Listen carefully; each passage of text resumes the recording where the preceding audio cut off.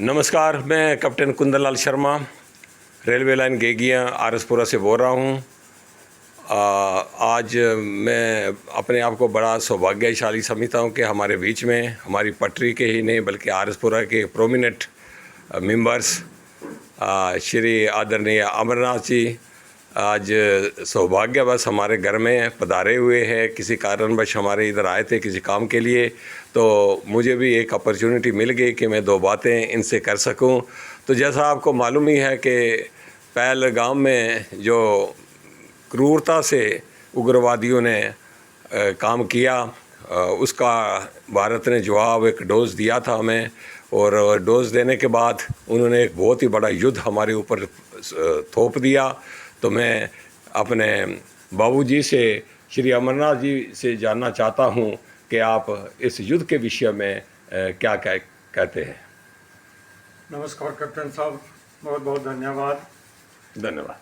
4 मई को हमारा गायत्री का कार्यक्रम कैप्टन परशुराम जी के निवास स्थान पर था। वो क्योंकि कारणवश टाइम चेंज हुआ है तो उस दिन आप थोड़ा लेट हो गए थे, नहीं तो हम तो सभी समय पे आते हैं। तो वहाँ कुछ युद्ध की बातें चल रही थी कि युद्ध होना चाहिए, ऐसे हो, हम पाकिस्तान को करारा जवाब देना चाहिए। तो मैंने 1965 की जंग के बाद साहिर लुधियानवी जी द्वारा लिखी एक कविता उनको पढ़कर सुनाई थी, तब आप आए नहीं थे। जी जी। तो मैंने उनको कहा था कि युद्ध जो है ये अच्छी बात नहीं है, युद्ध नहीं होना चाहिए।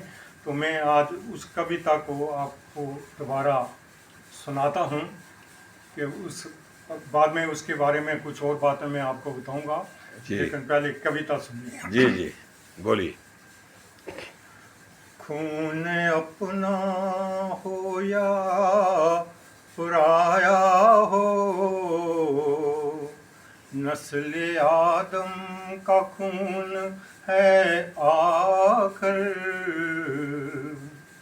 जंग मशरक में हो या मगरब में, हमने आलम का खून है आखिर।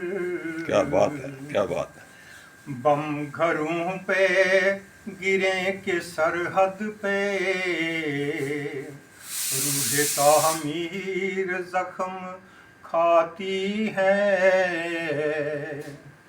खेत अपने जले के औरों के, जिस्त फाकों से तिल मिलाती है। टैंक आगे बढ़े के पीछे हटें, कोख धरती की बांझ होती है। फतह का जश्न हो या हार का सो, जिंदगी ही मैयतों पे रोती है।